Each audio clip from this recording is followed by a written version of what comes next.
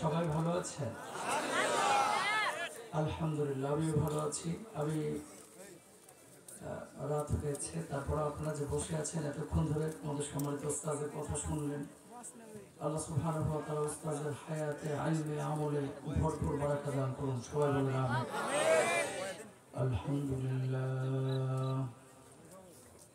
মনিটরটা বাড়াও, লেভেলটা বাড়াও। الحمد لله وكفى وسلام على عباده الذين اصطفى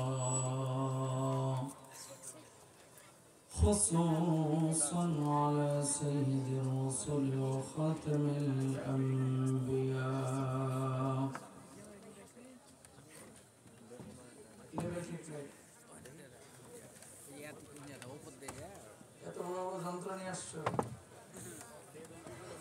وعلى آله الأتقياء وعلى أصحابه الأصفياء ونشهد أن لا إله إلا الله وحده لا شريك له ونشهد أن محمدا عبده ورسوله أما بعد فأعوذ بالله من الشيطان الرجيم بسم الله الرحمن الرحيم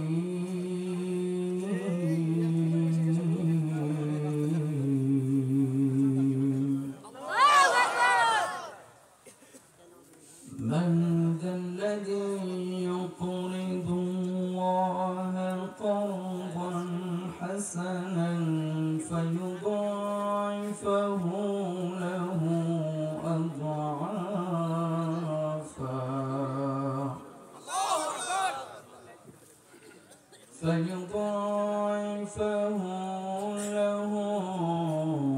أضعافا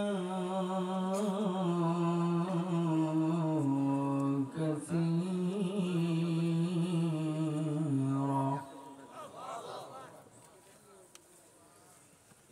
والله يقبض ويبسط وإليه ترجعون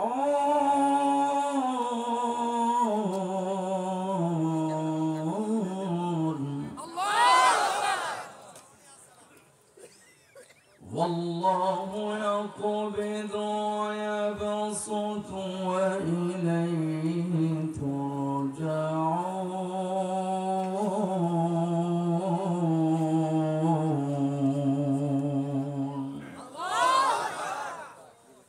আমি বলতেছি না, ওরাই বলতেছে। দেখছো মাঝখানের লোকজন কথা ঠিক মতো বুঝতেছেন তো? তেলাওয়াত শোনা যাচ্ছে? ঠিক আছে। وقال النبي صلى الله عليه وسلم إذا استحلت أمتي خمسا فعليهم الدمار إذا ظهر التناول وشربوا الخمور ولبسوا الحرير واتخذوا القيان واكتفى الرجال بالرجال والنساء بالنساء وقال تعالى في شأن حبيبه إن الله وملائكته يصلون على النبي يا أيها الذين آمنوا صلوا عليه وسلموا تسليما درود إبراهيم شوائي قولي اللهم صل على محمد وعلى آل محمد كما صليت على إبراهيم وعلى آل إبراهيم إنك حميد مجيد اللهم بارك على محمد وعلى آل محمد كما باركت على إبراهيم وعلى آل إبراهيم إنك حميد مجيد দারুসালাম সালাফিয়া মাদ্রাসা ময়দান ভোলামুল নাচুল চাঁপাইনবাবগঞ্জে আজকের এই 2 দিন ব্যাপী 25তম বার্ষিকী তাফসীরুল কোরআন মাহফিলে উপস্থিত সম্মানিত প্রধান অতিথি, সাবেক সংসদ সদস্য নায়েবে আমির বাংলাদেশ জামাতে ইসলামের সম্মানিত গর্বিত আমাদের রাহবার প্রধান অতিথি জনাব অধ্যাপক মুজিবুর রহমান সাহেব, আজকের এই দ্বিতীয় দিনের সমাপনী রজনীতে আমার পূর্বে আলোচনা করেছেন মাওলানা মোবারক হোসাইন। বিশেষ আকর্ষণ হিসেবে নাম দেখা যাচ্ছে অ্যাডভোকেট রকুনুজ্জামান। আমন্ত্রিত ওলামা ইকরাম, সামনে উপবিষ্ট আমার পিতৃতুল মুরব্বিয়ান আযম, সমবয়সী বন্ধুরা, স্নেহের ছোট্ট ভাইরা, পর্দার আড়ালের মা এবং বোনেরা, সবাইকে আমার আন্তরিক সালাম। আসসালামু আলাইকুম ওয়া রাহমাতুল্লাহ। নাচলবাসী আছেন কেমন আপনারা? ভালো আছেন তো সবাই? মাশাআল্লাহ। যুবকদের অংশগ্রহণ আজকেও চোখে পড়ার মতো। আলহামদুলিল্লাহ বলবেন না? একটা জেলায় ডেট দিই সর্বোচ্চ 3টা, সেখানে চাঁপাইনবাবগঞ্জে এবছর এই চাঁপাইয়ের মানুষ আমার ভালোবাসে, আমি এদেরকে ভালোবাসি, প্রেমে পড়ে গেছে আল্লাহর জন্য। সুবহানাল্লাহ বলেন। আপনারাও ভালোবাসেন, আমি আপনাদের ভালোবাসি। তাই 12টা ডেট এবছর আপনাদের এই চাঁপাই জেলার মধ্যে দেওয়া হয়েছে। সংগঠনের অনেক ভালো ভালো ভাইদের সাথে, বড় বড় ভাইদের সাথে দেখা হয়েছে, আপনাদের সাথে অনেক জায়গায় দেখা হয়েছে। আমাদের এই ভালোবাসা কার জন্য? জোরে বলেন তো, আরো জোরে বলেন, কার জন্য?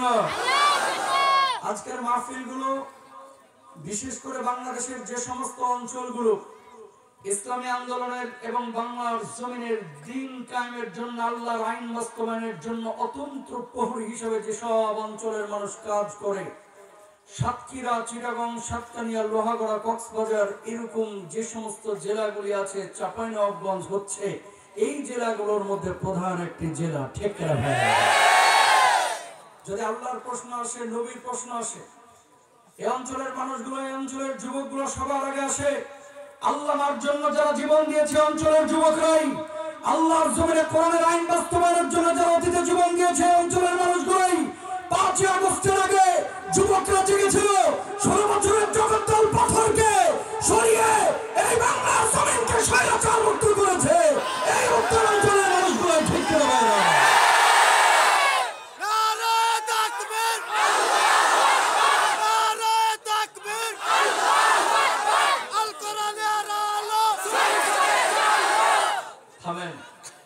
আরেকবার আমার যুবকরা জাগবে বাংলার জমিনে, তবে এবার স্বৈরাচার হটানোর জন্য না, এই জমিনে আল্লাহর আইন বাস্তবায়নের জন্য। আমাদের অধ্যাপক সাহেব এই কথাগুলো বলে গিয়েছেন।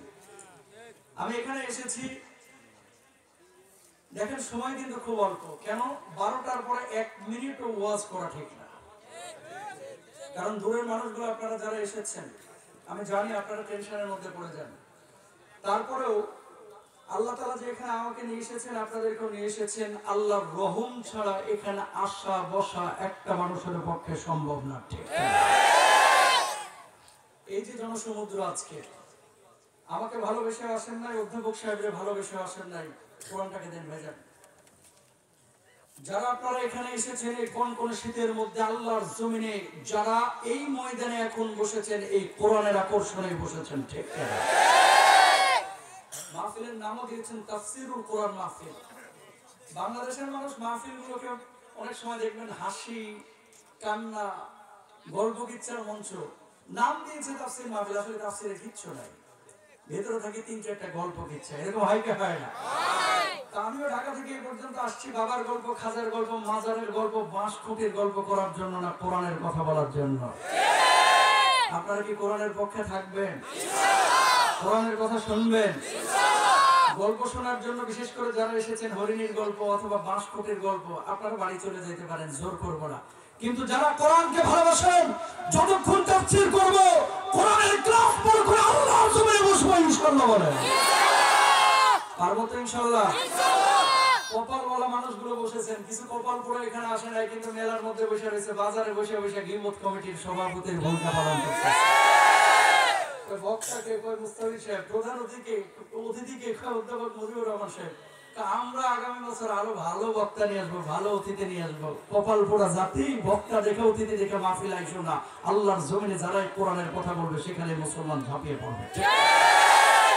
পারবো ইনশাআল্লাহ? ফ্ল্যাশ গুলো সবাই বন্ধ করবেন, কেউ ফ্ল্যাশ দিয়ে রাখবেন না, মোবাইলে ফ্ল্যাশ বন্ধ রাখবেন। যদিও আপনারা এখানে বসেছেন, আসমান থেকে কিছু ফেরেশতা আসবে আপনাদের উপরে রহমের ডানাগুলো বিছিয়ে দিয়েছে। সুবহানাল্লাহ। ছেলেখানেরা বাড়িতে যে সকালবেলায় গোশ দিয়ে ভাত খেয়ে তারপরে কম্বলের নিচে ঢুকে তারপর সুবহানাল্লাহ করে। জোরে বলেন সুবহানাল্লাহ। ঠিক আসমান থেকে যখন ফেরেশতারা রহমের ডানাগুলো বিছিয়েছেন, আল্লাহ রাব্বুল আলামিন তখন কি বলছেন খেয়াল করেন। রব্বুল আলামিন তখন বলছেন মা ইয়াকুনু ইবাদি ওয়া মা ফেরেশতারা আরামের ঘুমকে হারাম করে দুনিয়ার সব কাজ কর্ম বর্জন করে যে মানুষগুলো কোরআনের ময়দানে ছুটে এসেছে পঙ্গপালের মতো কি করে কি বলে কি করে কি বলে কি করে কি বলে, ফেরেশতারা তখন বলে আল্লাহ এই মানুষগুলো আপনার কোরআনের আকর্ষণে ছুটে এসেছে, আল্লাহ এই মানুষগুলো আপনার নবীর আকর্ষণে কোরআনের ময়দানে পঙ্গপালের মতো দুনিয়ার সব কাজ কর্ম ছেড়ে চলে এসেছে। আল্লাহ রাব্বুল আলামিন তখন বলেন হাল রাআউনি, এই মানুষগুলোকে কখন আল্লাহ রাব্বুল আলামিন দেখছে? ফেরেশতারা যখন বলে আল্লাহ এই মানুষগুলো কখন আল্লাহ রাব্বুল আলামিন দেখে নাই, চর্মচক্ষু দিয়ে দেখাও সম্ভব না। আল্লাহ রাব্বুল আলামিন তখন বলেন দেখলে কি করতে? আল্লাহ আপনার গোলামি আপনার দাসত্ব আরো বেশি বেশি করতো। আল্লাহ রাব্বুল আলামিন এবার বলেন মা ইয়াসআলুনি, এই মানুষগুলো আমার কাছে মূলত কি চায়? এবার ফেরেশতারা বলে আল্লাহ এই মানুষগুলো আপনার কাছে জান্নাত কামনা করে, এই মানুষগুলো আপনার কাছে জাহান্নামের আযাব থেকে মুক্তি চায়। আল্লাহ রাব্বুল আলামিন তখন বলেন উশহিদতুকুম ওয়াফারতু লাকুম, ও আমার ফেরেশতারা তোরা সাক্ষী থাক, দুনিয়ার সব কাজ কর্ম বর্জন করে আরামের ঘুমকে হারাম করে পঙ্গপালের মতো যে মানুষগুলো এই কোরআনের ময়দানে ছুটে এসেছে, আমি আল্লাহ রাব্বুল আলামিন ওই মানুষগুলোর জীবনের গুনাহ খাতাগুলি মাফ করে দিলাম। সুবহানাল্লাহ সুবহানাল্লাহ। আল্লাহ সবাইকে মাফ করুক, সবাই বলেন আমিন। কে ভাই আমার সূরা আল বাকারার 245 নম্বর আয়াত সিলেক্ট করেছি, আজকে এই আয়াতের আলোকে তাফসীর হবে, আল্লাহ কবুল করুক, আমিন বলেন। তার আগে একটা কথা বলি, তাফসীর মাহফিলগুলোকে শুধু মাহফিল মনে করবেন না, কোরআনের একটা ক্লাস মনে করবেন। পারবেন না ইনশাআল্লাহ? ইনশাআল্লাহ। সবাই পারবেন তো? ইনশাআল্লাহ। এবার আসেন আমরা আলোচনায় ঢুকে যাই। পৃথিবীর বুকে এখানে যারা আপনারা বসে আছেন, একজন মানুষের হাত তুলে দেখাইতে পারবেন না যে হুজুর আমার জীবনে কোনোদিন বিপদ আপদ আসে নাই? একজন মানুষকে কি দেখাইতে পারবেন? না। কেউ যদি হাত তুলে বলে যে আমার জীবনে কোনো বিপদ নাই, জানতে হবে এটা আবু জাহেলের খালাতো ভাই। বুঝছেন তো কথা? ইমানদার যদি দাবি করেন জেল সহ্য করতে হবে, জুলুম সহ্য করতে হবে, ইমানদার দাবি করলে ফাঁসির কষ্ট দিতে হবে, ইমানদার দাবি করলে জালেমের রোষণে পড়তে হবে, ইমানদার দাবি করলে জালেমের দরবারে নিতে কখনো কখনো গলা বেঁধে দিতে হবে। ঠিক করে ভাইরা, নরির পুতুল হয়ে মুসলমান হওয়া যাবে না, নরির পুতুলের মতো ইমানদার হওয়া যাবে না। শুনেন, পৃথিবীর বুকে সবচেয়ে বেশি ভালোবেসেছে আল্লাহ রাব্বুল আলামিন বিশ্বনবী সাল্লাল্লাহু আলাইহি ওয়াসাল্লামকে। সেই আল্লাহর নবীকে আল্লাহ রাব্বুল আলামিন এত কষ্ট কেন দিলেন? আল্লাহ তাআলা চাইলেই কিন্তু নবীকে মদিনার বুকে সোনা দিয়ে একটা বাড়ি বানায় দিতে পারতেন। কথা বলেন ঠিক কিনা? আল্লাহর নবীকে আল্লাহ রাব্বুল আলামিন চাইলেই কিন্তু উহুদে রক্তাক্ত না করে আল্লাহর জমিনে দিন কায়েম করে দিতে পারতেন, তাইফে রক্তাক্ত না করে জমিনে দিন কায়েম করতে পারতেন। কেন আল্লাহ তাআলা এত কষ্ট দিলেন? নবীজি নিজেই জবাব দিচ্ছেন, আসাদুন নাসি বালাআন আল আমবিয়া। পৃথিবীর বুকে আল্লাহ তাআলা সবচেয়ে বেশি বিপদ আপদ দিয়েছেন নবীদেরকে, এরপরে সুম্মাল আমসাল ফাল আমসাল। নবীদের আদর্শ যারা গ্রহণ করেছে এদেরকে আল্লাহ তাআলা বেশি বিপদ আপদ দেন। ইসলামী আন্দোলনের যে সমস্ত কর্মীদেরকে ফাঁসির মঞ্চে নিয়ে যাওয়া হয়েছে, এই মানুষগুলো দুনিয়াবি কোনো স্বার্থের জন্য মঞ্চে যান নাই, একমাত্র কোরআনের স্বার্থে, আল্লাহর স্বার্থে, আল্লাহর দ্বীনের স্বার্থে গিয়েছে। আজকে তারা যদি বামরাম ছাগলদের মতো চলতো, এই বাংলার জন্য তারাও এমপির পদ পাইতো, তারাও ভালো থাকতো। বাতিলের সাথে আপোষ করে নেই। ও যুবকরা, তোমাদেরকে আমরা একটা বার্তা দিতে চাই, 5 আগস্টের আগে সময় তোমরা যেমন জেগেছিল, আরেকবার বাংলার জমিনে থাকতে হবে, তবে এবার চাকর হবে আল্লাহর জমিনে কোরআনের জন্য। পারবো তো ইনশাআল্লাহ? পারবো তো ইনশাআল্লাহ? সংক্ষেপে বলতেছি কথাগুলো কি কারণে, সময় অল্প। দেখেন আল্লাহ রাব্বুল আলামিন আপনার কাছে দুইটা জিনিস এই আয়াতে কারিমা চেয়েছেন। জোরে বলেন কয়টা? দুইটা। পেছনের মানুষ জোরে বলেন কয়টা? দুইটা। কি চেয়েছেন আল্লাহ তাআলা? অনেক সময় বলেন যে হুজুর বাপ মা চাইলে দিব, আত্মীয়স্বজন চাইলে দিব, সভাপতি সাহেব সেক্রেটারি সাহেব চাইলে দিব। অনেক মানুষ নিজের গার্লফ্রেন্ড বয়ফ্রেন্ডের পেছনে 20,000 30,000 আপনারা খরচ করেন। এখন আল্লাহ যদি আপনার কাছে কুদরতি হাত পেতে কিছু জিনিস চাই যে বান্দা আমার এটা দে। মুমিন যদি আপনি দাবি করেন তাহলে বলবেন হুজুর যা চাইবে জীবন চলে গেল আল্লাহর সেটাই দেব। ঠিক আছে প্রিয় ভাই আমার, আল্লাহ রাব্বুল আলামিন এই আয়াতে কারিমার মধ্যে আপনার কাছে কি যাচ্ছেন খেয়াল করেন। মান যাল্লাযী ইউকরিদুল্লাহ করদান হাসানান ফায়ুদাইফাহু লাহু আদআফান কাসীরা ওয়াল্লাহু ইয়াকবিদু ওয়া ইয়াবসুতু ওয়া ইলাইহি তুরজাউন।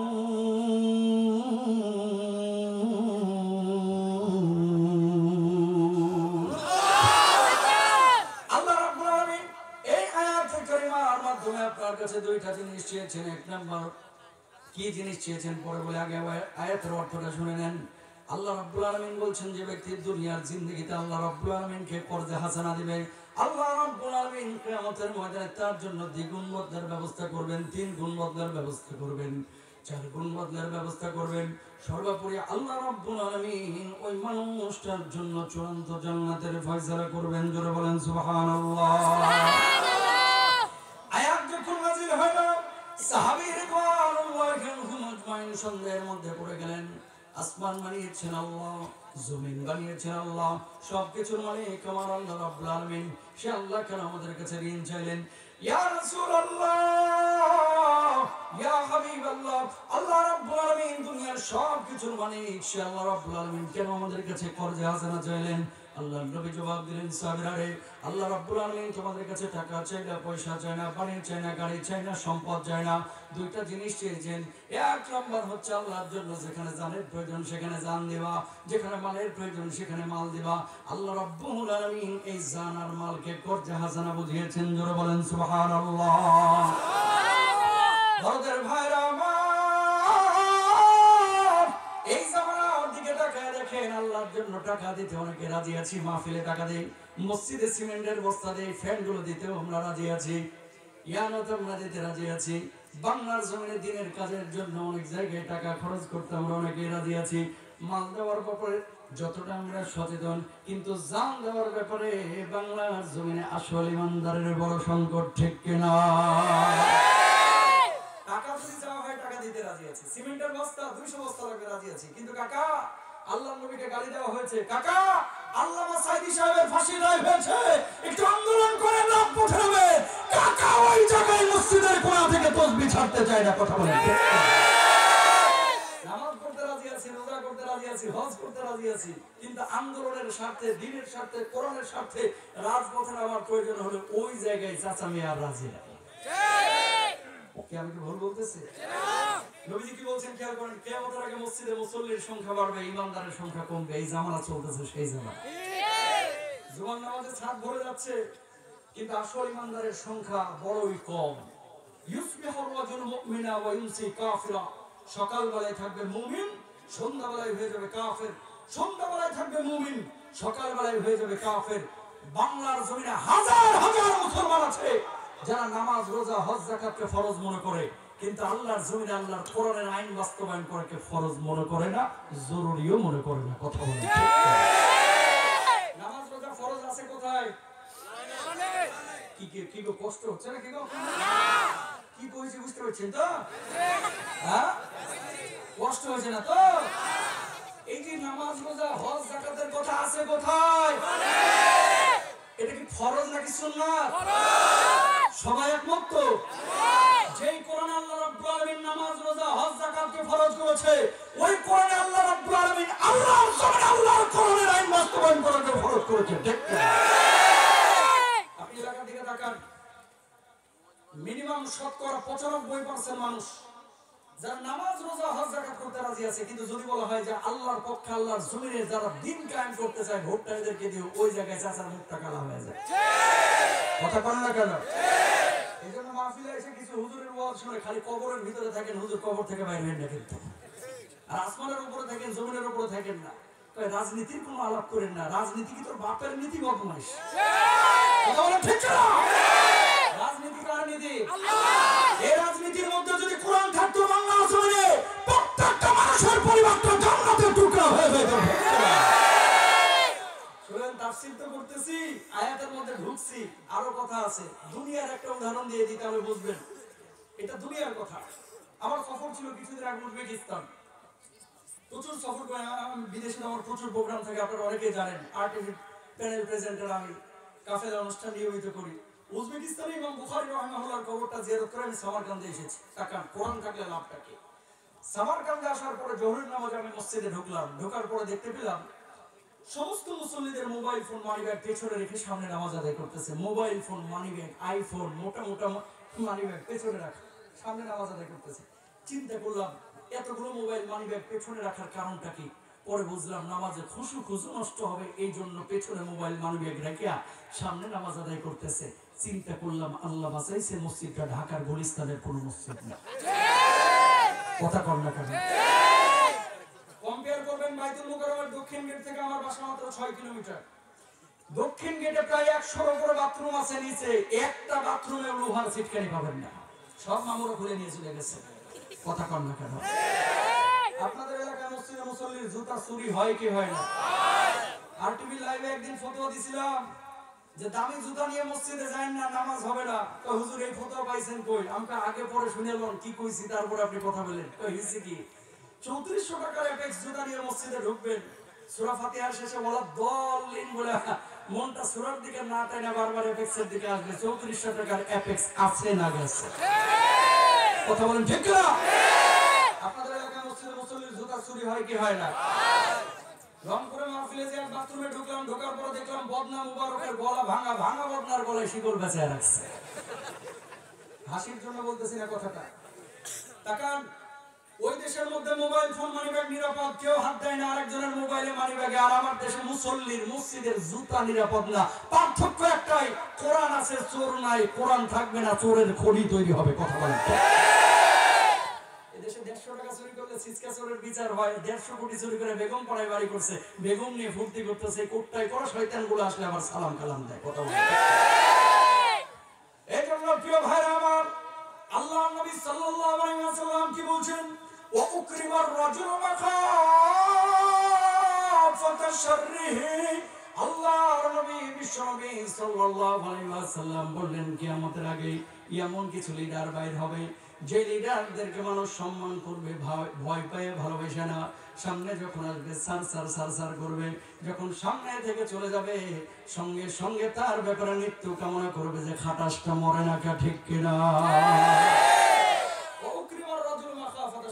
কিন্তু কোরআনের যিনি লিডার হবে তাকে মানুষ ভয় পেয়ে সম্মান করবে না, ভালোবেসে সম্মান করবে। আমরা কিন্তু এই হিস্ট্রি ভুলে যাই নাই। চাঁপাইনবাবগঞ্জের বিভিন্ন সমুদ্রে লোকবল ভাড়া করে 500, 200, 300 করে মানুষ একত্রিত করা হয়েছিল। আর আজকে আমাদের মিজানুর রহমান আজারি ভাই 25 লক্ষ মানুষ এক জমায়েতে আসে, 20 লক্ষ আসে, একটা টাকাও খরচ করতে হয় না। এই জনসমুদ্রই প্রমাণ করা আগামীর বাংলায় কোরআনের আইন, কোরআনের রাজ কায়েম হবেই হবে ইনশাআল্লাহ।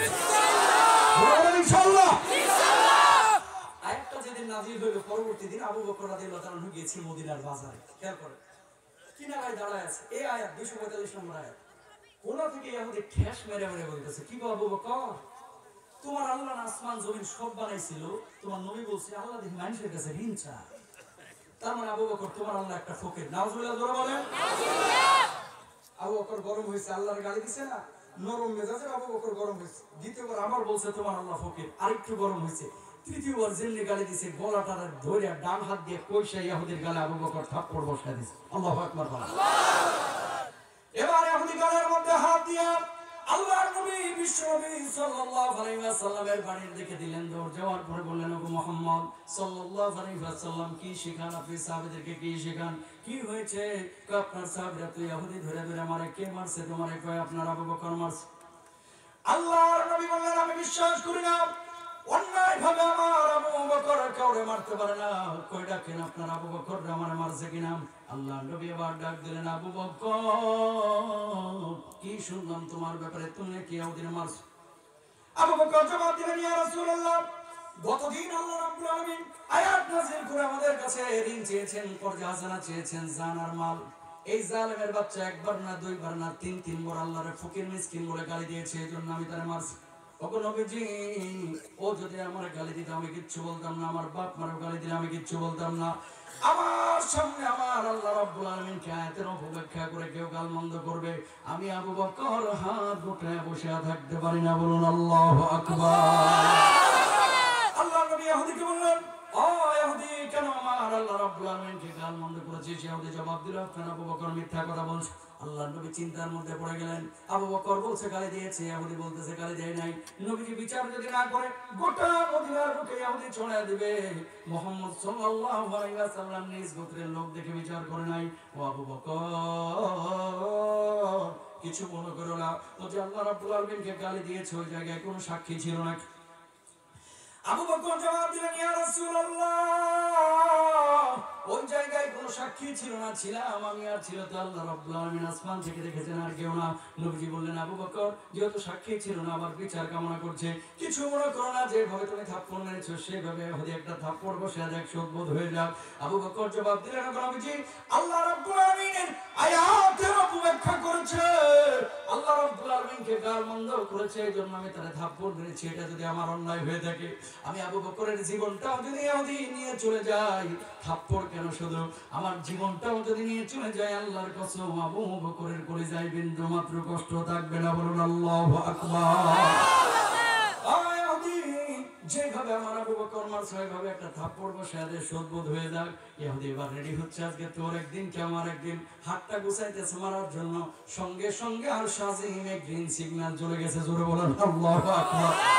আল্লাহ রাব্বুল আলামিন জিবরিল আমিনকে ডাক দিয়ে বললেন, ও জিবরিল আমিন, আমার হাবিবের কাছে দ্রুত চলে যা। যাওয়ার পরে বল, আবু বকরের পক্ষে দুনিয়ার কোনো সাক্ষীর প্রয়োজন নাই, আমি আল্লাহ রাব্বুল আলামিন নিজে আবু বকরের পক্ষে সাক্ষী হয়ে গেছি। জোরে বলেন সুবহানাল্লাহ।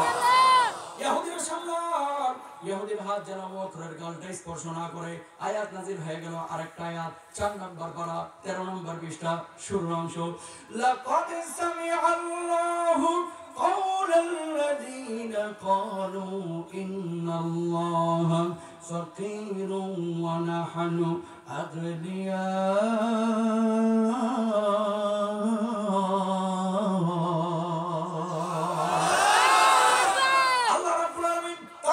শুনেছেন যে আমার আল্লাহ রাব্বুল আলামিনকে ফকির মিসকিন বলে গালি দিয়েছে। আমার আল্লাহ ফকির না মিসকিন না। আয়াতের অপব্যাখ্যা যারা করে, আল্লাহ রাব্বুল আলামিনকে যারা গালমন্দ করে, পৃথিবীর বুকে সবচাইতে বড় বড় ফকির মিসকিন কুলাঙ্গার ওই জালেমগুলাই, ঠিক কিনা?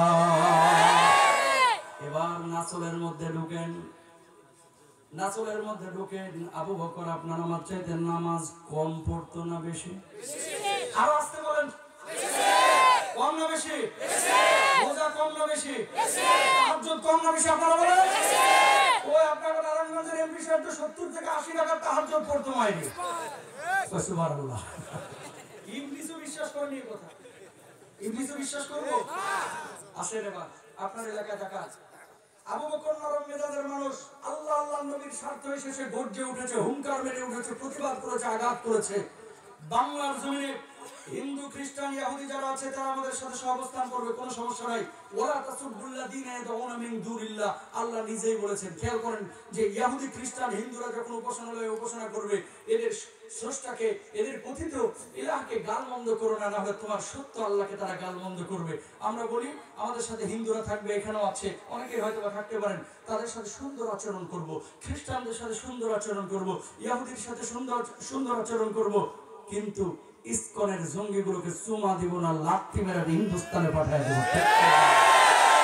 কেন বলতেছি এই কথাটা? বলার একটা উদ্দেশ্য আছে।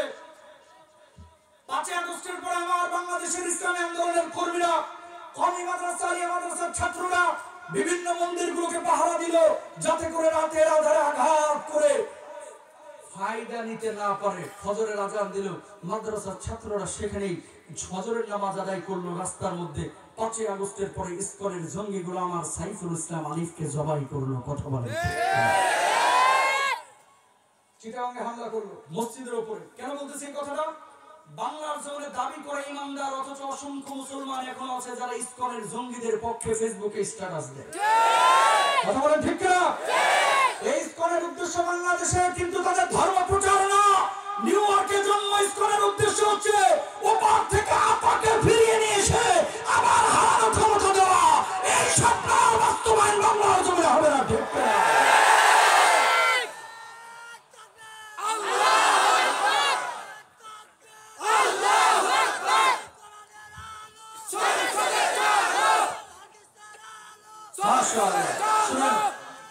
আসেন। দ্বিতীয় একটা কথা, এলাকায় কিছু যুবক এখন পরিবর্তন হচ্ছে, কিন্তু আগে দাড়ি রাখতো না, এখন ওয়াজ শুনে ইসলামী আন্দোলনের সাথে জড়ে এখন অনেক সময় দাড়ি রাখা শুরু করে। কিছু চাচা চায়ের দোকান থেকে বসিয়া বাঁকা চোখে থাকা, কি রে জামাত শিবিরে যোগ দিছিস কবে? কথা বলেন না কেন? আগে টাকনুর নিচে কাপড় পরতে, এখন হঠাৎ পরিবর্তন, টাকনুর উপরে কাপড় পরা শুরু করেছে। ও মা, এটাও ভালো চোখে দেখে না, হেফাজত টেফাজতে যোগ দিছিস নাকি? কথা বলেন ঠিক না? কোরআনটা কার কিতাব? জোরে বলেন আল্লাহ। আরো জোরে আল্লাহ। কোন সন্দেহ আছে? এই কিতাবটাকে 16 বছর ট্যাবলেট খাওয়ানো হয়েছে, এটা জিহাদি বই, জঙ্গিবাদের বই। কোরআন হাদিসের আলোচনা চলতেছে, 20 জন 22 জন মিলে গোল করে গোয়েন্দা বাহিনীর লোকজন এসে ঘেরাও দিয়ে কয় 21 জন জঙ্গি গোপন বৈঠকের সময় জিহাদি বই সহ আটক। কথা বলেন ঠিক না? এই দাড়িটা কি জঙ্গির দাড়ি? কেন বলতেছে এই কথাটা? ওই যে নবীজির হাদিস, ইউসবিহু রাজুলু মুমিনা ওয়া ইউমসি কাফিরা, সকালবেলায় থাকবে মুমিন, সন্ধ্যাবেলায় হয়ে যাবে কাফের। দাড়িটা কিন্তু বুঝে শুনে রেখেছি, টুপিটা কিন্তু বুঝে শুনে পড়েছি, জুব্বাটা কিন্তু বুঝে শুনে লাগাইছি, কোরআনটাকে বুঝে শুনে কিন্তু কলিজার পাশে জায়গা দিয়েছি। সুতরাং কেউ যদি বলে, কোন মুসলমানের বাচ্চা যদি বলে দাড়িটা জঙ্গির দাড়ি, টুপিটা জঙ্গির টুপি, জুব্বাটা জঙ্গির জুব্বা, কোরআনটা জঙ্গির কিতাব, আল্লাহর কসম করে বলছি ওদের সাথে জিহাদ করব, লড়াই করব, হাজারবার জঙ্গি হব, আল্লাহ আল্লাহর নবীকে কষ্ট দিতে রাজি নাই। কারা কারা রাজি আছে হাত তুলে দেখাও।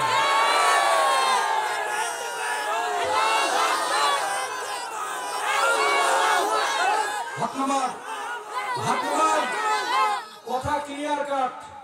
যদি মানেন পুরোটা ইসলাম মানেন, না হলে অর্ধেক হিন্দু অর্ধেক খ্রিস্টান হইয়া আজে বাজে কাজ করে কবরে যাওয়া যাবে না, ঠিক না?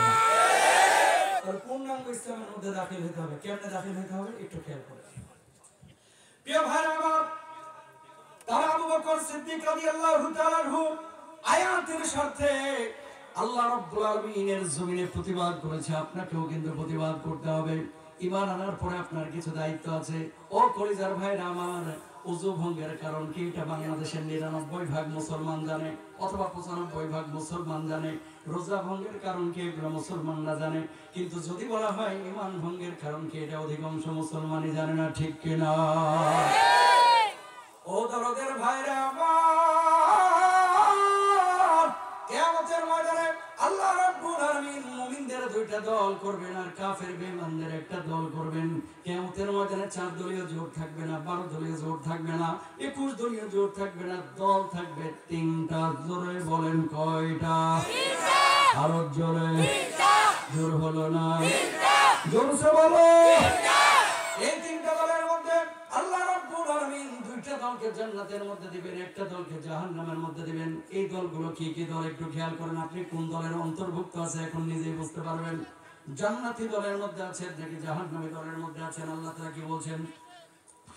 وكنتم أزواجا ثلاثا فأصحاب الميمنة ما أصحاب الميمنة 1 নম্বর দল, 2 নম্বর ওয়াসাবুল মাশআমাতি মা আসহাবুল মাশআমা, 3 নম্বর দল ওয়াসাবিকুনা السابقون أولئك المقربون في جنات النعيم।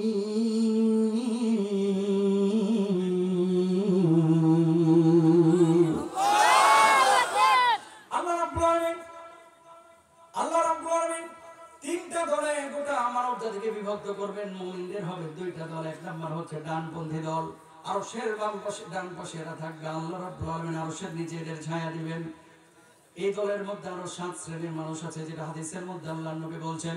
1 নম্বর হচ্ছে ইমামুন আদিলুন, ন্যায়পরায়ণ বিচারক, যারা মানুষের মুখ দেখে বিচার করে না, ইনসাফ ভিত্তিক বিচার কাজ করে, জামাত ইসলামী করে, হেফাজত করে, ইমামুল হকের দল করে, এই জন্য বিচার করে না, বরং ইনসাফের আলোকে যে বিচারক বিচার করে, জালেমকে জালেম বলে, মজলুমকে মজলুম বলে, শত্রুকে শত্রু বলে, বন্ধুকে বন্ধু বলে, এরকম ইনসাফপূর্ণ আচরণ যারা করে, আল্লাহ রাব্বুল আলামিন তাদের একটু আরশের নিচে বিশেষ ছায়া দিবেন। জোরে বলেন সুবহানাল্লাহ।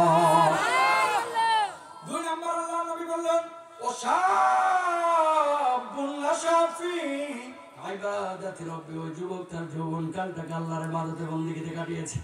ও কলিজার ভাইরা আমার, হাতটা জোর করে বলি, ম্যাক্সিমামই আপনারা যুবক। এই যৌবনকালের ইবাদতটা আল্লাহর কাছে বড় প্রিয়, আল্লাহর কাছে বড় পছন্দনীয়। এই সময় যদি চাঁদাবাজি করে আপনি সময়টাকে কাটান তাহলে আপনি জাহান্নামে যাবেন। আর এই সময় যদি আল্লাহ রাব্বুল আলামিনের জন্য আল্লাহর রাস্তায় সময় কাটান আপনি আল্লাহ রাব্বুল আলামিনের জান্নাতে যাবেন। 3 নম্বর আল্লাহর নবী বললেন ওয়ারাজুলুন কলবুহু মুআল্লাকুন ফিল মাসাজিদ, যার হৃদয়গুলো মসজিদের সাথে সম্পৃক্ত থাকে। ফজরের নামাজের পরে চিন্তা করে কখন যোহরের আযান দিবে, যোহরের পরে চিন্তা করে কখন আসর, আসরের পরে চিন্তা করে কখন মাগরিব। হৃদয়গুলো যাদের মসজিদের সাথে সম্পৃক্ত আছে আল্লাহ রাব্বুল আলামিন তাদেরকে ছায়া দিবেন। 4 নম্বর ওয়ারাজুলান তাহাব্বা ফিল্লাহি ইজতামা আলাইহি ওয়া তাফাররাকা আলাইহি, দুইজনের মধ্যে ভালোবাসা, এই ভালোবাসা হচ্ছে আল্লাহর জন্য, আমার সম্পর্ক ছিন্ন হচ্ছে আল্লাহর জন্য। কিন্তু বর্তমান নাচরের চিত্র দেখেন, আল্লাহর জন্য ভালোবাসা খুব কম মানুষই করে, মালের জন্য ভালোবাসা বেশি মানুষ করে। কথা বলেন ঠিক কিনা? যুবকরা কষ্ট হচ্ছে না তো? এখন বন্ধুত্ব করে মাল দেখে, পকেটে টাকা আছে বন্ধুর অভাব নাই, পকেটে টাকা আছে সুন্দরী মেয়ের অভাব নাই। কথা কোন ঠিক কিনা? বাংলাদেশে এখন হুজুর যদি বয়সের ডিসটেন্স 15 বছরের কম বয়স্ক, মনে করেন হুজুরের বয়স 35 আর মেয়ের বয়স 16, যদি বিয়ে করে কোন মিডিয়া যদি এটাকে নিউজে পাইতো ভাই বিশ্বাস করেন লাল করে ফেলাইতো। হুজুর মানুষ এরকম একটা অল্প বয়স্ক মেয়েকে বিয়ে করেছে, আর ওদের স্টাররা, কথিত স্টাররা, এরা যখন বিয়ে করে মিডিয়াগুলো আবার এদের প্রশংসাও কথা কেন বলতেছে এই কথাটা? আমার ভালোবাসা হবে কার জন্য? প্রেম বা জিএফ বিএফ যাদের আছে, যে সমস্ত যুবক তোমরা প্রেম করো, রিলেশন করো, আমি গ্যারান্টি দিতে পারি অন্যান্য রাজনৈতিক দলের যে সমস্ত ছাত্র সংগঠনগুলো আছে এরা প্রেমকে অনেকে হারাম মনে করে না, কিছু আছে হারাম মনে করে। বাংলাদেশ ইসলামী ছাত্র শিবিরের ম্যাক্সিমাম ছেলেরা এটাকে হারাম মনে করে এবং এই ধরনের সম্পর্কে জড়ায় না। কথা বলেন ঠিক? কয়েকদিন আগে আমার একটা আলোচনা ভাইরাল হয়েছিল, কি দিয়েছিলাম যে শিবির চেনার আলামত কি। আমার কাছে প্রশ্ন আসছিল এক মাহফিলে যে শিবির চেনার আলামত কি। তো আমি আলামতগুলো প্রায় 18টা বলছিলাম। আমি ওদিকে যাবো না, খালি 2-1টা বলি। যে ছেলেটা এলাকার মধ্যে মদ গাঁজা খায় না এটা শিবির করে। কথা কোন লেখাটা? যে ছেলেটা মেধাবী, যে ছেলেটা বুয়েটে পড়ে, ঢাকা বিশ্ববিদ্যালয়ে পড়ে, রাজশাহী বিশ্ববিদ্যালয়ে পড়ে, ছেলেটা শিবির করে। যে ছেলেটা টাকনোর উপরে কাপড় পরে শিবির করে। যে ছেলেটা সিগারেট খায় না ছেলেটা শিবির করে। যে ছেলেটা মেয়েদের সাথে ইফটিচিং করে না সেই ছেলেটা শিবির করে। সুতরাং শিবির সোনালী সন্তান জন্ম দেয়, সোনালী সন্তান জন্ম দেয়। ঠিক কিনা ভাই? ক্লিয়ার কথা। তাহলে ওয়ারাজুলানে তাহাব্বা ফিল্লাহি ইজতামা আলাইহি ওয়া তাফাররাকা আলাইহি। শুনেন, এই পৃথিবীতে কেউ আপনাকে নিঃস্বার্থ ভালোবাসে না। আপনি যে বলতেছেন আপনার বন্ধু আপনার জন্য পাগল, কে বলেছে আপনার জন্য পাগল? মালের জন্য পাগল। দেখেন, যেই বন্ধু বন্ধুকে খাওয়াইতে পারে এর সাথে বন্ধুত্ব রাখে, যে খাওয়াইতে পারে না এর সাথে বন্ধুত্ব রাখে না। কথা বলেন ঠিক কিনা? 8জন 10জন মিলে হোটেলে যান, খাইতে যখন বসেছেন কিছু কিছু ফ্রেন্ড পাবেন, খাওয়ার পরে আস্তে করে মোবাইল নিয়ে উনি বিজি হয়ে যান, বিল দেওয়ার নিয়ত নাই। কথা বলেন না কেন? খাওয়া শেষ, এই মোবাইল নিয়ে ব্যস্ত। বাপ রে বাপ, বিশাল বিজি। ডক্টর ইউনূসের ছোট ছেলে আছে না নাই? তাহলে আমাদের ভালোবাসায় দুনিয়াবি খাবার আর মালের জন্য হবে না, ভালোবাসা হবে কার জন্য? আল্লাহর জন্য। পারবো তো ইনশাআল্লাহ? ইনশাআল্লাহ। অধ্যাপক মুজিব সাহেবকে ভালোবাসবেন কার জন্য? আল্লাহর জন্য। মুস্তাফিজ ভাইকে ভালোবাসবেন কার জন্য? আল্লাহর জন্য। আল্লাহর জন্য। তার 4 নাম্বার এই ডানপন্থী দলের গুণাগুণ পেয়েছেন। 5 নাম্বার আল্লাহর নবী বলছেন ওয়াজুলুন তালাবাতহু ইমরাতু যাতি মানসাবিন ওয়া জামালিন ফাকালা ইন্নী আখাফুল্লাহ।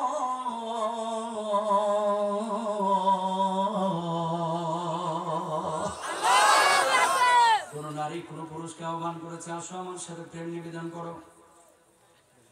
কোন পুরুষ কোন নারীকে বলেছে ও নারী আমার সাথে শারীরিক মেলামেশা করো, আমার সাথে প্রেম নিবেদন করো, আমার সাথে অবৈধ রিলেশনশিপ তৈরি করো।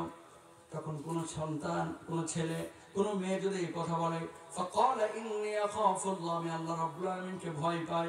ইউসুফ নবী যেভাবে জুলেখার সামনে থেকে দৌড় দিয়ে পালিয়ে গেছে, এরকম হারাম রিলেশন থেকে যে ব্যক্তি বিরত থাকে আল্লাহ রাব্বুল আলামিন ওই ব্যক্তিকে কিয়ামতের ময়দানে আরশের নিচে ছায়া দিবেন। জোরে বলেন সুবহানাল্লাহ। 6 নাম্বার আল্লাহর নবী বললেন আল্লাহ রাব্বুল আলামিনকে যারা নীরবে নিভৃতে ডাকে, রাতের অন্ধকারে আপনারা অনেকে কান্নাকাটি করেন, আল্লাহ তাআলা তাদেরকে ছায়া দিবেন। 7 নাম্বার ওয়ারাজুলুন তাসাদদাকা ফাহাত্তা লা তা'লামা শিমালুহু মা তুনফিকু ইয়ামিনু, ডান হাত কি দান করেছে বাম হাত টের পায় না। এরকম কোন মানুষ যদি গোপনে দান করে আল্লাহ রাব্বুল আলামিন তার বিশেষ ছায়া দিবেন আরশের নিচে। জোরে বলেন সুবহানাল্লাহ। দরদের ভাইরা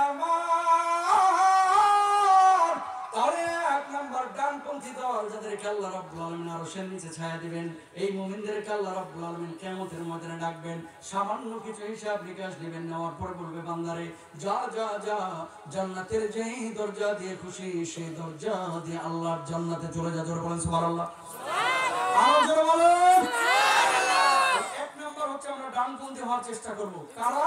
যারা ঈমান এনেছে, সৎ কাজ করেছে, ধৈর্য ধারণ করেছে, আলেমদের পক্ষে থেকেছে, কোরআনের পক্ষে থেকেছে, আল্লাহর জমিনে আল্লাহর দ্বীন কায়েমের জন্য চেষ্টা চালিয়েছে, আল্লাহ রাব্বুল আলামিন তাদেরকে এই ডান গ্রুপে দেবে। জোরে বলেন সুবহানাল্লাহ। আর এই গ্রুপে মুরগি চোরাগুলো থাকবে না, নাস্তিক থাকবে না। দুই নাম্বার ওয়াসহাবুল মাশআমাতি মা আসহাবুল মাশআমা। কারা? এরা নামাজ পড়ে নাই, রোজা করে নাই, নামে ছিল মুসলমান, কামে ছিল শাহরিয়ার কবিরের আপন খালাতো ভাই। ঠিক কথা কোন ঠিক না? কিছু লোক আপনারা এরকম পাবেন ভাই এই জমিনেও। আফাতুমিনুনা বিবাদিল কিতাবি ওয়া তাকফুরুনা বিবাদ। নাম আব্দুর রহমান, নামটা শুনলে মনে হয় গত রাতেই জান্নাত থেকে পালায় আসছে। বুঝেন নাই? ওনার চাইতে এত ভালো মানুষ আর নাই, কিন্তু কাজ কর্ম নাস্তিক মুরতাদ কাফেরদের চাইতে খারাপ। কথা বলেন ঠিক না? ভাই কলিজা থেকে কথাগুলো বলতেছে। গত 15 বছর 16 বছরে জামাত ইসলামের ভাইদেরকে নিয়ে, ইসলামী আন্দোলনের ভাইদেরকে নিয়ে এলাকার কিছু মানুষ যে পরিমাণ মিথ্যাচার করেছে, এরা যদি ক্ষমা না করে এই সংগঠনের মানুষগুলো আল্লাহর আদালতে এই মিথ্যার কারণে তাদেরকে দাঁড়াইতে হবে। ঠিক কিনা? অ্যাসেট গুলোকে নষ্ট করা হয়েছে কেন? একটাই অপরাধ, ইসলামী আন্দোলন করে একটাই অপরাধ, আর কোনো অপরাধ ছিল না। টাকা। নবীজির সময়ের কিছু কাফেরের চাইতে বাংলার জমিনের কিছু মুসলমান এখন খারাপ। কোন মুসলমান? নামধারী মুসলমান। প্রমাণ নেন। নবীজির কাছে ঈমান আনেন নাই। আমর ইবনে আস রাদিয়াল্লাহু তাআলা এসে নবীজির পাশে বসে থাকে। সাহাবীরা বলতেছে আমর সমস্যা কি? ঈমান আনো না, কিন্তু নবীজির দরবারে বসে থাকো কেন? কারণ থাকে। না করিস না প্লিজ। কেন? ওনার কথাগুলো শুনলেই ভালো লাগে, মনে হয় মুখ থেকে এক একটা মুক্তার দানা বের হচ্ছে। আল্লাহু আকবার। এই জন্য ঈমান আনি নাই, তারপরে বসে থাকি। আব্দুল্লাহ জুলবাজাদের ঈমান আনে না, নবীজির সামনে বসে থাকে। নিয়ে বসে থাকো কেন? না করে না, ওনার কথাগুলো শুনলেই ভালো লাগে। সুবহানাল্লাহ বলেন না? কয়েকদিন পরে আমর ইবনে আস বসা, ঈমান তখন আনে নাই। হঠাৎ মৌমাছির মতো গুনগুন গুনগুন আওয়াজ শুরু হয়ে গেল। সাহাবীরা বললেন ইয়া রাসূলুল্লাহ, কি নাজিল হইলো? কি নাজিল হইলো? কি সূরা নাজিল হইলো? একটু আমাদেরকে যদি বলেন তাহলে ভালো হয়। আল্লাহর নবী জিবরিল আমিন চলে যাওয়ার পরে বললেন আজকে যে সূরাটা নাজিল হয়েছে, সূরাটার নাম হচ্ছে সূরা আসর। ওয়াল আসরি ইন্নাল ইনসানা লাফি খুসর ইল্লাল্লাযীনা আমানু ওয়া আমিলুস সালিহাত ওয়া তাওয়াসাউ বিল হাক্কি ওয়া তাওয়াসাউ বিস সাবর। সমস্ত সাহাবীরা মুখস্থ করে ফেললেন। ওই আমর ইবনে আস কাফের হওয়ার পরে তিনি মুখস্থ করে ফেললেন সূরাটা। পরবর্তী দিন মুসাইলামাতুল কাজ্জাব, যে নিজের শেষ জামানার নবী দাবি করতে ওই বেটার কাছে গিয়েছে। মুসাইলামাতুল কাজ্জাব, তার সাথে ছিল বন্ধুত্ব। মুসাইলামাতুল কাজ্জাবকে বলল আমর, ও মুসাইলামা,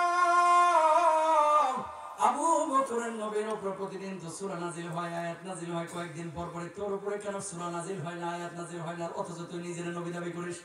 মুসাইলামাতুল কাজ্জাব জবাব দিল, আমার উপরেও সূরা নাজিল হয়, আয়াত নাজিল হয়, কিন্তু মানুষের সামনে আমি বলে বেড়াই না। নাউজুবিল্লাহ বলবেন না? সূরা আয়াত আমার উপরে নাজিল হয়, কিন্তু মুহাম্মদের মতো আমি বলে বেড়াই না। মুসাইলামাতুল কাজ্জাব আমর ইবনে আস বলতেছে, এ বেটা বহুত ফাইজলামি করছস। এই কালকে আমি নবীর কাছে বলেছিলাম একটা সূরা নাজিল হয়েছে, সূরা আসর। কি সুন্দর অর্থ। সব মানুষ ক্ষতির মধ্যে, 4 শ্রেণীর মানুষ, যারা ঈমান এনেছে, সৎ কাজ করেছে, সদুপদেশ দিয়েছে, যারা ধৈর্য ধারণ করেছে। তোর উপরে এই সপ্তাহে কি কি সূরা নাজিল হয়েছে আজকে যদি না বলিস, তোর সাথে আমার বন্ধুত্ব শেষ। পড়ছেন বিপদে। তার আগে বল আবু বকরের নবীর উপর কালকে কি নাজিল হয়েছে শোনায় দিছে কাফের হওয়ার পর। আল্লাহু আকবার বলেন।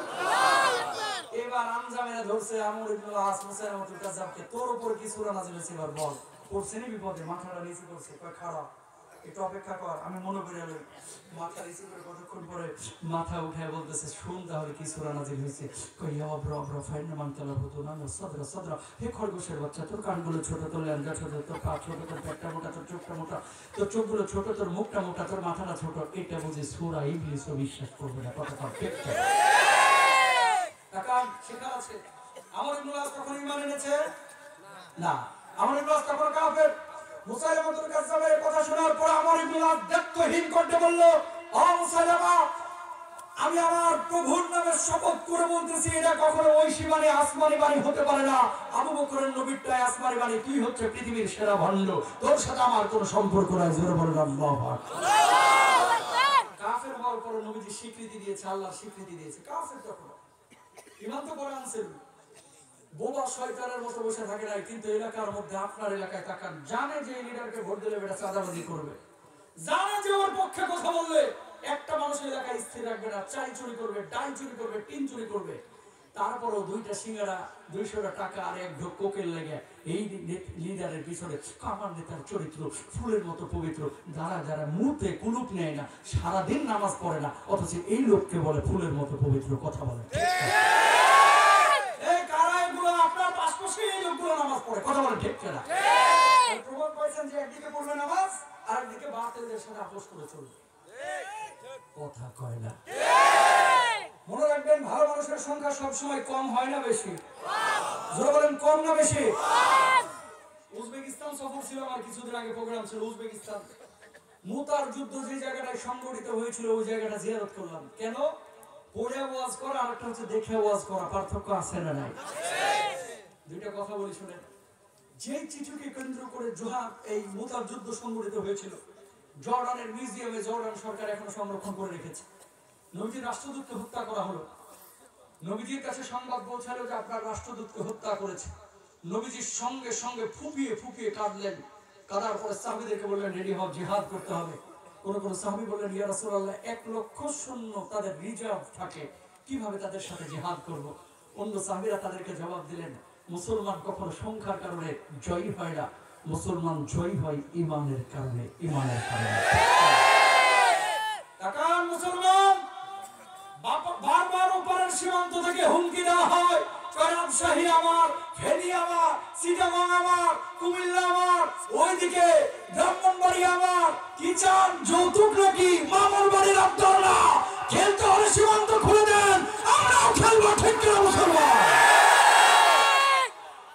এই সমস্ত কথাগুলো বলেন কেন? বারবার এই কথাগুলো কেন বলেন? বাংলার জমিনে আজকে যদি দাজ্জাল আসতো, বিশ্বাস করেন 92% মুসলমান ঈমান হারা হয়ে ওই দাজ্জালের জাহান্নামে যাইতো, কথা বলেন ঠিক? বলবেন কেন? 200 টাকা 500 টাকা 2টা সিঙ্গারার 1 ঢোক কোকের জন্য যদি আপনি লোভ সামলাইতে না পারেন, সামান্য কিছু প্রফিটের জন্য সুদের লোভ যদি সামলাইতে না পারেন, সামান্য কিছু প্রফিটের জন্য মিথ্যা সাক্ষী যদি আপনি দেন, সরকারি চাকরি পাওয়ার জন্য 18 লক্ষ টাকা আপনি ঘুষ নিয়ে ঘুরতেছেন, লজ্জা লাগে আপনাকে, লজ্জা লাগে আমাকে মুসলমান হিসেবে পরিচয় দিতে, ঠিক কিনা? মুসলমান কখনো ঘুষ খাইতে পারে না, অস্বীকার করেন না প্রিয় ভাইরা আমার। ছেলেমেয়েরা আছে বিশ্ববিদ্যালয়ে বোনাস মাস্টার শেষ, বাপ 16 লক্ষ টাকা ব্যাংকে রেখে দিচ্ছে, আবার হুজুরের কাছে এসে দোয়া চায়, হুজুর দোয়া করেন এবার ভালো একটা লাইন পাইছি, এবার যেন চাকরিটা হয়ে যায়, অথচ ঘুষ দিয়ে চাকরি। মুসলমানই কাজ করতে পারে না। প্রিয় ভাইরা আমার, আল্লাহর নবী 3000 সাহাবীকে একত্রিত করলেন, ওইদিকে 1 লক্ষ কাফেররা রেডি ছিল। আল্লাহর নবী বললেন, ও যায়েদ বিন হারিসা, দাঁড়াও, জিহাদ করতে হবে, আল্লাহ রাব্বুল আলামিনের রাস্তায় যেতে হবে, জিহাদের ময়দানে যেতে হবে। মদিনা থেকে মুতার যুদ্ধের প্রান্ত প্রায় 1300 কিলোমিটার। আল্লাহু আকবার বলেন। যায়েদ বিন হারিসা, দাঁড়াও, কালেমার পতাকার দায়িত্ব তোমার দিতে চাই। কি বলো? ইয়া রাসূলুল্লাহ, কালেমার পতাকার দায়িত্ব আমি নিতে রাজি আছি, আপনি আমাকে বলেন। পারমিশন দেওয়া হলো। লাব্বাইক ইয়া রাসূলুল্লাহ, আমি রাজি আছি। বুকে 1 ফোঁটা রক্ত থাকতে কালেমার পতাকা আমি মাটিতে পড়তে দেব না, বলুন আল্লাহু আকবার। দুই নাম্বার আব্দুল্লাহ বিন রাওয়াহকে দাঁড় করাইলেন, ও আব্দুল্লাহ তুমি দাঁড়াও, ও যদি শহীদ হয় কালেমার পতাকার দায়িত্ব তোমার, কয় আমি রাজি আছি ইয়া রাসূলুল্লাহ। 3 নাম্বার দাঁড় করাইলেন জাফর বিন আবি তালেবকে, জাফর বিন আবি তালেব কালেমার পতাকা নিতে চাইলেন। আল্লাহর নবী বললেন, ওরা দুইজন যদি শহীদ হয় কালেমার পতাকার দায়িত্ব তোমার। 3000 এই সাহাবীকে নিয়ে আল্লাহর নবী সাল্লাল্লাহু আলাইহি ওয়াসাল্লাম মদিনার কিনারা দিয়ে হেঁটে হেঁটে চলে যাচ্ছেন, তাদেরকে বিদায় দিবেন মুতার যুদ্ধে যাওয়ার জন্য। 1300 কিলোমিটারের পথ, মুসলমানদের উল্লেখযোগ্য কোনো ঘোড়া ছিল না, উট ছিল না, পায়ে হেঁটে হেঁটে কিন্তু গিয়েছে। 1300 কিলোমিটার পথ, আপনাদের রাজশাহী থেকে মন্ডমালা পর্যন্ত, কথা কোন ঠিক কিনা? ঠিক। ও আমাকে দেখি হিরো আলমের চেয়েও কাছে। 1300 কিলোমিটার, এখান থেকে প্রায় কলকাতা পার হয়ে দিল্লির কাছাকাছি চলে যাবে, কথা কোন ঠিক কিনা? 3 জন সাহাবী চলে যাচ্ছে হেঁটে হেঁটে হেঁটে হেঁটে, চোখ দিয়ে 3 জনেরই পানি পড়তেছিল, ওই যে চেহারার দিকে তাকিয়ে রয়েছে। কি গো যায়েদ বিন হারিসা, কান্দো কেন? কি হয়েছে? আব্দুল্লাহ বিন রাওয়াহা, কান্দো কেন? জাফর বিন আবি তালেব, কি কেন কাঁদতেছো? শহীদ হয়ে যাবা এই জন্য কাঁদতেছো? শুনেন, নবীজি অন্যান্য যুদ্ধে একজনকে পারমিশন দিত, সেনাপ্রধানের দায়িত্ব দিয়ে দিতেন, সেনাপতি বানাইতেন। আজকে দিয়েছে কয়জনকে? সব সাহাবী বুঝে গিয়েছেন যে 3 জনই শহীদ হবে, এরা কাঁদতেছে। কান্দো কেন? বউয়ের কথা মনে পড়ছে, ছোট্ট বাচ্চার কথা মনে পড়েছে, বুড়া বাপমার কথা মনে পড়েছে এই জন্য কাঁদো। তিনজন সাহাবী একত্রিত হয়ে আল্লাহর নবীকে বলছে, ইয়া রাসূলুল্লাহ, শাহাদাতের তামান্না তো কলিজা থেকে ঈমান আনার পর থেকেই আছে। আজকে বউয়ের জন্য কাঁদতেছি না, বাচ্চাটাকে পাবো না আর কোনোদিন এই জন্য কাঁদতেছি না, আমরা শহীদ হয়ে যাব আমরা বুঝতে পেরেছি ইয়া রাসূলুল্লাহ, শুধু একটা মাত্র কারণে কাঁদতেছি, আপনার নূরানি মুখখানা আর দেখতে পাবো না, এই জন্য আমরা কাঁদতেছি। বলুন আল্লাহু আকবার। নবীজি বলেছে বাস জিহাদের ময়দানে চলে গিয়েছে। যায়েদ বিন হারেসা শহীদ হলো।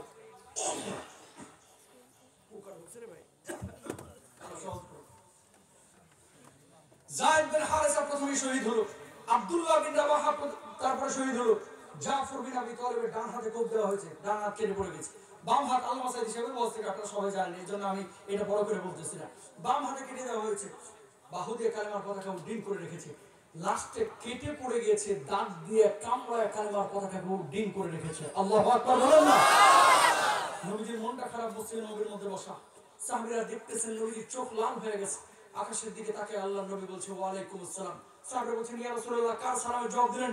আল্লাহর নবী জবাব দিলেন, আমার সাহাবীরা আজকে শহীদ হয়েছে, আমার জাফরের হাত পা কেটে ফেলা হয়েছে, দাঁত দিয়ে কামড়ে কালেমার পতাকা রেখেছিল, আল্লাহ এর শাহাদাতে এমন খুশি হয়েছে, হাজার হাজার ফেরেশতা দিয়ে সংবর্ধনা দিতে দিতে আল্লাহর জান্নাতে নিয়েছে। সুবহানাল্লাহ। যাওয়ার সময় আমি নবীকে রূহটা সালাম দিয়ে গিয়েছি। এই ইসলাম আমরা পেয়েছি প্রিয় ভাইরা আমার, একটা না দুইটা না, শরীরের জামা খোলার পরে আর জাফর বিন আবি তালেবের শরীরে মোট 92টা তরবারির কোপ দেওয়া হয়েছিল। আল্লাহু আকবার বলবেন না? রাজশাহী বিশ্ববিদ্যালয়ের নোমান ভাইয়ের কথা আপনাদের মনে আছে? আছে না ভুলে গেছেন? এই যে দেখেন ইমানের পরীক্ষা এইভাবেই দিতে হয়, কখনো তরবারি দিয়ে বুকের উপরে ছুরি চালিয়ে দেওয়া হবে, কখনো পিঠে আঘাত করা হবে, কখনো জমাই দেওয়া হবে। ইমানদার যে এসে বলবে আল্লাহর জন্য জীবন দিতে রাজি আছি, ইমান দিতে রাজি নাই, ঠিক কিনা মুসলমান? পারবেন তো ইনশাআল্লাহ? ছোট্ট একটা ইমানের উদাহরণ দিই। নবীজি মক্কা থেকে মদিনায় হিজরত করে আসলেন, সবাই মুসাফা করতেছে, দেখা সাক্ষাৎ করতেছে। এলাকায় মুসাফির যদি বুড়া দেখা যায়, কিছু কিছু যুবক, কিছু কিছু পোলাপান আসে দাঁড়ায় থাকে, কোত্থেকে এসে? 8 বছরের একটা পিচ্ছি, 10 বছরের একটা পিচ্ছি নবীজির পাশে এসে দাঁড়ালো। কি গো, আপনাকে সবাই যে সালাম কালাম দিচ্ছে, আপনি কোথা থেকে এসেছেন? কয় মক্কা থেকে এসেছি। কেন এসেছেন? কয় আমি এই এলাকায় হিজরত করে এসেছি, আল্লাহ বলেছে এই জন্য। কয় আপনার এলাকায় কেন থাকলেন না? কয় মানুষ আমাকে অত্যাচার করে তাড়িয়ে দিয়েছে। কেন তাড়িয়েছে? সত্য প্রচার করেছে এই জন্য তাড়িয়েছে। কয় কে বেশি অত্যাচার করেছে আপনার উপরে? কয় আবু জেহেল অত্যাচার করেছে বেশি। দুই ভাই এখান থেকে বের হয়ে বলতেছে, ভাই রে, কোনদিন যদি আবু জেহেলের চোখের সামনে পাইছি, আবু জেহেলের একদিন কে আমাদের একদিন। আল্লাহু আকবার।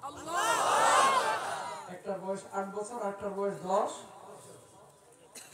পরবর্তী দিন আল্লাহর নবী কয়েকদিন পরে বদরের যুদ্ধের ডাক, আল্লাহর জমিনে ইসলাম থাকবে কি থাকবে না এই জিহাদের মাধ্যমে নির্ধারিত হবে। নবীজি ঘোষণা করলেন, গোটা মদিনাবাসীকে কার কি আছে নিয়ে এসে হাজির হও। কানা, ল্যাংড়া, লুলা, বোবা সব এসে হাজির। আল্লাহর নবী সবাইকে নেবেন না, বেছে বেছে লোক নেওয়া শুরু করেছেন। ছোট্ট দুই ভাই 10 বছর 8 বছরের গিয়েছে বাড়িতে, যায় দেখো মা কাঁদে। আম্মা কাঁদতেছেন কেন? সব বাড়ি থেকে পুরুষরা জিহাদে গেল, আজকে তোর বাপটা যদি জীবিত থাকতো, তোর বাপটাও জিহাদের ময়দানে যাইতো। মায়ের চোখের পানি মুছে দিয়ে দুই ভাই বলতেছে, মা তুমি আমাদেরকে পারমিশন দাও, বাপের শূন্যতা আমরা পূরণ করব, নবীর সাথে দুই ভাই আমরা জিহাদে যাব। মা বলছে যদি চাস যা, তাড়াতাড়ি চলে যা। মা চোখের পানি মুছে বলছে, আজকে মনে হচ্ছে আমার পেটে ধারণ করাটা সার্থক হয়েছে। আল্লাহু আকবার। বয়স 8 বছর আর একটা সিরিয়ালে দাঁড়াইছে সবাই, পেছনে গিয়ে বড় ভাই যার বয়স 10, ছোটরা বলতেছে ভাই তুই পিছনে যা, কারণ দুইজন একলগে দেখলেই আল্লাহ নবী তাড়ায় দিবে।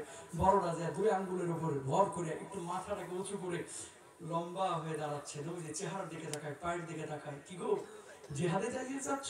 আমের জায়গা না জিহাদের ময়দান, বাড়িতে চলে যাও, মায়ের খেদমত করো। জবাব দেয় আল্লাহ নবী, কোন মায়ের? কয় তোমার মায়ের। কয় মাই তো আমার পাঠাইছে, বাপ না এই জন্য আজকে আমার মা আপনার কাছে উপহার পাঠিয়েছে। আল্লাহু আকবার। বলছে তুমি কবুল, যাও বড়দের সাথে দাঁড়াও। কতক্ষণ পরে ছোটটা আইছে, আল্লাহ নবী বলছে তোমার পারমিশন দেওয়া হবে না। আল্লাহ নবী বড়টারে পারমিশন দিলে আমারও দিতে হবে। কেন? ওর চাইতে আমার শক্তি বেশি। নবীজি বলতেছে কিভাবে বুঝবো? কুস্তিতে লাগাই দেখেন না পারি কি পারি না। আল্লাহ নবী বলতেছে বড় জনে দিকায় কুস্তি লাগ, যেটা পারবে এটারই আজকে জিহাদে নিব। ছোট ভাই তো জীবনেও পারবে না। ঘাড়ের উপরে হাত দিয়ে ফিস ফিস করে বাম কানের মধ্যে বলতেছে ভাইরে জীবনেও পারবো না তোর সাথে, কিন্তু আজকে একটু আমরা জিততে দে না, জিহাদের ময়দানে যাবো, ধাক্কা মারবো, তুই পড়ে যাবি, আমি যাইতে ধরবো, ভাব নিবি যে আমার শক্তি অনেক। আল্লাহ নবীর সামনে এই কাজই করলো। নবীর চেহারার দিকে তাকায় বলছে ইয়া রাসূলুল্লাহ নিবেন কি নিবেন না সিদ্ধান্ত আপনার। আল্লাহ নবী বলছে যান দুইজনই কবুল। আল্লাহ জোরে বলেন না আল্লাহু আকবার। জিহাদের ময়দানে গিয়েছে 313 জন। কয়শো? 313। তরবারির সংখ্যা হচ্ছে 2টা। কয়টা? 2টা। ঘোড়ার সংখ্যা হচ্ছে মাত্র 8টা। 2টা তরবারি আর 8টা ঘোড়া। 313 জন সাহাবী, কাফেরের সংখ্যা 1000। সব সাহাবীরা যুদ্ধের ময়দানে যুদ্ধ করতেছে, 2টা খালি তরবারি নিয়ে ঘুরে। কোন 2টা? ছোট 2জন। এই মুআজ এবং মুআজ এরা ঘুরতেছে, জিহাদ করে না। দূর থেকে দেখছে আব্দুর রহমান ইবনে আওফ দাঁড়ানো। চাচা, ও চাচা, কি হইছে ভাতিজা? যুদ্ধে আইলা ঘুরতেছো কে? কয় চাচা আবু জাহেল কোনটা? আল্লাহু আকবার বলবেন না? সবাই ফোন ছক্কা চিন্তা করে নাই, সিঙ্গেল রান নিতেছে, কাফেরদের মাইরা সাফ করতেছে। আর এই ছোট 2জন প্রথমে টার্গেট, প্রথম বলি ছক্কা। আল্লাহু আকবার বলবেন না? আব্দুর রহমান নাও চাচা, আপনারা মক্কার মানুষ আবু জাহেলকে চিনেন, আমরা তো চিনি না। মক্কার আবু জাহেল কোনটা?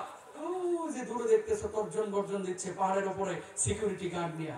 খেয়াল করেন আপার পাশেও কিন্তু অনেক সিকিউরিটি ছিল। ঠিক না? আর আমার বাড়ির পাশে নারায়ণগঞ্জের নাম বলবো না, এমপি সাহেব ছিলেন, খালি কথায় কথা খেলা হবে, কথা কয় না খেলা। ওরা কি খেলবে? এদিকে নিজে দুবাই যাবে রয়েছে। ঠিক না? আপনার এলাকাতেও কিছু ছিল, খালি খেলা হবে, দেখে হারাইবো, এই করবো সেই করবো, কিন্তু পুলিশ ছাড়া একদিনও রাজি না। ঠিক না? আবু জাহেল খুব গর্জন দিচ্ছে, কার সাহস আছে আজকে আয় কল্লা উড়াই দেবো, দেহ পাড়ায় হেলাইবো, বাপ মানে হারা করবো, মা হারা করবো, বউকে বিধবা করবো। খুব তর্জন গর্জন দিচ্ছে। কেন? সামনে সিকিউরিটি গার্ডের অভাব নাই, সেনা প্রধান তো। 2 ভাই চুপ করে কেমনে যেন ঢুকে গেছে পায়ের ফাঁক ফোকর দিয়ে। এরা বুঝতে পারে নাই যে এই 2টা নবীজির সৈনিক। আল্লাহু আকবার। এভাবে চলে গেল। ঘোড়ার পায়ের নিচে গিয়ে 2 ভাই হাজির। তরবারিতে আবু জাহেলকে আঘাত করবে, হাতে পায় না। ছোটটাই বড়টার চোখের দিকে তাকায় বলছে ভাই উপরে আঘাত না করে ঘোড়ার পায়ের উপর আঘাত করো। পায়ের উপর আঘাত করা হলো, ঘোড়া মাটিতে পড়ে গেছে। আবু জাহেল হুড়মুড় করে যেমনি পড়েছে, আব্দুল্লাহ ইবনে মাসউদ কপালের চুলগুলোকে ধরেছে, তরবারিটা দিয়ে কল্লার উপরে দিয়েছে আঘাত। সঙ্গে সঙ্গে দেহ থেকে মাথাটা আলাদা হয়ে গেছে। আল্লাহ জমিন থেকে আবু জাহেলের বিদায় হয়ে গেছে। বলুন আল্লাহ। ছোট্ট ভাইয়ের মাধ্যমে আল্লাহ তাআলা আবু জাহেলকে খতম, শেষ, ফিনিশ। ভাইয়ের হাতের উপরে কোপ দেওয়া হলো। এর উপরে কোপানো শুরু করছে। হাতটা কেটে পড়ে যায়নি, চামড়া দিয়ে একটু ঝুলতেছে হাতটা। ভাই কি করছে? হাতটারে বাম পায়ের নিচে রাইখিয়া ডান হাতটারে টান দিয়ে ছিঁড়ে ফেলে ওই হাতটারে আবার বাম হাত দিয়ে তুলে দূরে নিক্ষেপ করে জিহাদের ময়দানে গিয়েছে। আল্লাহু আকবার। সেই ইসলাম আমরা পেয়েছি ভাই, সেই ইসলাম। ইসলাম রসগোল্লা আর চমচমের মিষ্টির ঝোলের উপর দিয়ে ভেসে আসে নাই, অনেক ত্যাগ তিতিক্ষা সাধনা পরিশ্রম এবং রক্তের উপর দিয়ে ভেসেছে যে ইসলাম। ঠিক কিনা? এই দিনের জন্য যে দেশের মানুষ, যে এলাকার মানুষ যত রক্ত দিবে ইসলাম নামক বৃক্ষের এই গোড়ার মধ্যে, ওই জমিনে আল্লাহ তাআলা তত বেশি আগে এই দিনকে বিজয় করবে। ঠিক কিনা? ও মুসলমান, ক্লিয়ার কার কথা আজকে আপনাদের সামনে বলে যাই। বাংলার জমিনে ইসলামী আন্দোলনের কর্মীরা যেভাবে বুকের রক্ত দিয়েছে, আগামীর বাংলায় এই রক্তের বিনিময় হিসেবে আল্লাহ তাআলা কোরআনের রাজ কায়েম করবেই করবেন ইনশাআল্লাহ। ইনশাআল্লাহ। এখন আপনাদের একটা ওয়াদা করতে হবে, শুধু মাল না, শুধু টাকা না। আমি এমন কিছু মুজাহিদ চাই যে মুজাহিদগুলো আল্লাহর জন্য মালের পাশাপাশি যেখানে বুকের রক্ত দেওয়ার প্রয়োজন হবে রক্ত দিবে, যেখানে জানের প্রয়োজন হবে সেখানে জান দিবে। কে কে পারবেন একটু হাতটা তুলে দেখান দেখি। লিল্লাহি তাকবীর, লিল্লাহি তাকবীর, লিল্লাহি তাকবীর। হাতটা নামান। পারবেন তো ইনশাআল্লাহ? তাহলে 2টা দল পাইলেন, একটা হচ্ছে ডানপন্থী আর একটা হচ্ছে বামপন্থী। আপনি ডানে থাকবেন না বামে? ডানে। আরো জোরে বলুন, ডানে না বামে? এবার আসেন কিয়ামতের ময়দানে ভিভিআইপি সাপোর্ট যারা পাবে, এটা বলে আলোচনা শেষ। কিয়ামতের ময়দানে ভিভিআইপি সাপোর্ট যারা পাবে, কি বলছেন? ওয়াস-সাবিকুনা আস-সাবিকুন উলাইকাল মুকাররাবুন, এরা আল্লাহর নৈকট্য প্রাপ্ত হবে। তারা কারা? ফি জান্নাতিন নাঈম, যাদেরকে আল্লাহ তাআলা জান্নাতের মধ্যে দাখিল করবে। এরা কিয়ামতের ময়দানে উঠবে শহীদ হিসাবে, সালেহ ব্যক্তি হিসাবে, নবী আম্বিয়া আলাইহিস সালাতু ওয়াস সালাম, এরা সাহাবীদের অন্তর্ভুক্ত হবে। এরা আল্লাহর সামনে উঠবে, চেহারার মধ্যে রক্ত লেগে থাকবে, জবাইয়ের দাগ লেগে থাকবে।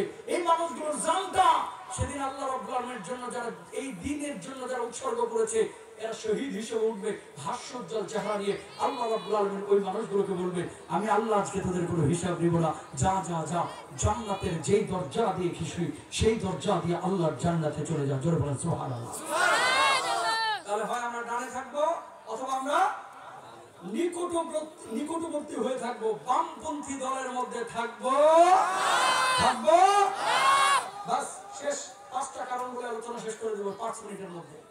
সারা পৃথিবীর মুখে মুসলমানরা, ইমানদাররা মার খাচ্ছে। খেয়াল করে দেখেন, মুসলমানের টাকার অভাব নাই, মুসলমানের দেশের অভাব নাই, মুসলমানের প্রভাব প্রতিপত্তির অভাব নাই, কিন্তু মার খাচ্ছে কেন? কারণ 5টা।